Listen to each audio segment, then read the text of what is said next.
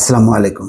মামলার তথ্য গোপন করায় ওবায়দুল কাদেরের ছোট ভাইয়ের মনোনয়নপত্র বাতিল। এমনটা অস্বাভাবিক না। যখন এই খবরটা সামনে আসলো মিডিয়াতে, তখনই ধরা হচ্ছিল যে সম্ভবত কিছু একটা হবে, যেখানে হয়তো ওবায়দুল কাদেরের ছোট ভাই নির্বাচন করতে পারবেন না। এখন দল থেকে বহিষ্কার করা বা এগুলি করাটা তো একটু মানে অপমানজনক। সুতরাং এটা খুব নিরাপদ যে কোনো একটি কারণ দেখিয়ে তার প্রার্থিতা বাতিল করা। হয়তো সেটি হয়েছে, আবার নাও হইতে পারে। সত্যিকার অর্থে নানা জল্পনা কল্পনা আছে। যেহেতু দলের সাধারণ সম্পাদক, তিনি নির্দেশনা দিচ্ছেন যে নীতিগতভাবে, আজকেও বলেছেন বিভিন্ন পত্রিকায় এসে, যে নীতিগতভাবে এমপি মন্ত্রীদের নিকটজনরা বা আত্মীয়স্বজনরা নির্বাচন করা উচিত না। আর সেখানে তো একেবারে ভাই মানে একটা পরিবারের সদস্যই বলা যায়। তো সেখানে তিনি করছেন। এখন ভাগনার অবস্থা জানি না, ভাগনা করতে পারবেন কিনা, কিন্তু আপাতত ওবায়দুল কাদেরের সম্মান রক্ষা হলো এই ঘটনার মধ্য দিয়ে। খবরে বলা হচ্ছে, নোয়াখালীর কোম্পানিগঞ্জে উপজেলা পরিষদ নির্বাচনে চেয়ারম্যান পদে প্রার্থী আওয়ামী লীগের সাধারণ সম্পাদক ও সেতুমন্ত্রী ওবায়দুল কাদেরের ছোট ভাই সাদাত হোসেনের মনোনয়নপত্র বাতিল করা হয়েছে।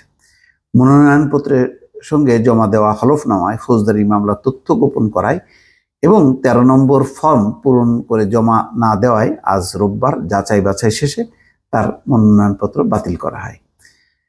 রিটার্নিং কর্মকর্তা ও অতিরিক্ত জেলা ম্যাজিস্ট্রেট মোহাম্মদ ইসমাইল আজ দুপুরে প্রথম আলোকে এটি নিশ্চিত করেন। রিটার্নিং কর্মকর্তা বলেন, সাদাত হোসেন মনোনয়নপত্রের সঙ্গে যে হলফনামা জমা দিয়েছেন তাতে তিনি তার বিরুদ্ধে থাকা 4টি ফৌজদারি মামলার কথা উল্লেখ করেননি।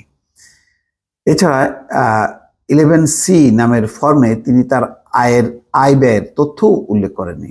তাই যাচাই বাছাই তার মনোনয়নপত্রটি বাতিল হয়ে গেছে। মনোনয়নপত্র বাতিল হওয়ার প্রতিক্রিয়ায় জানতে চাইলে সাদাত হোসেন বলেন, তার জানা মতে তার বিরুদ্ধে থাকা মামলাগুলো প্রত্যাহার করা হয়েছে। এ কারণেই তিনি হলফনামায় সেটি উল্লেখ করেননি। এছাড়া 13 নম্বর ফর্মটি তিনি ভুলবশত জমা দেননি। তবে রিটার্নিং কর্মকর্তার সিদ্ধান্তের বিরুদ্ধে নির্বাচন কমিশনে তিনি আপিল করবেন। যাই হোক, অন্তত এটি একটা সম্মান রক্ষা হলো আর কি ওবায়দুল কাদেরের। আচ্ছা, এছাড়া দলীয় নির্দেশনা অমান্য করে ওবায়দুল কাদেরের ছোট ভাই সাদাত হোসেন উপজেলা পরিষদ নির্বাচনে চেয়ারম্যান পদে প্রার্থী হয়েছিলেন।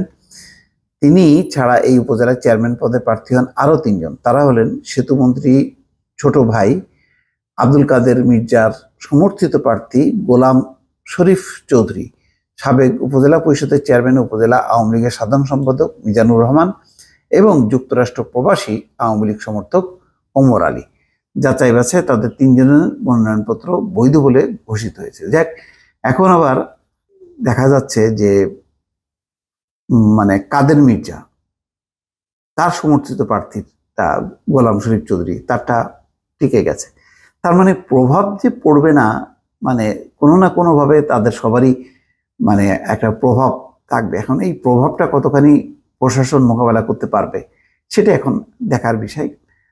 এবং এখন পর্যন্ত যেই গ্রুপিংয়ের দ্বন্দ্ব সংঘাত, তাতে শেষ পর্যন্ত শান্তিপূর্ণভাবে সব উপজেলায় নির্বাচন হবে এমনটাও অনেকে মনে করছেন না। দর্শক, ভালো থাকবেন। আল্লাহ হাফেজ।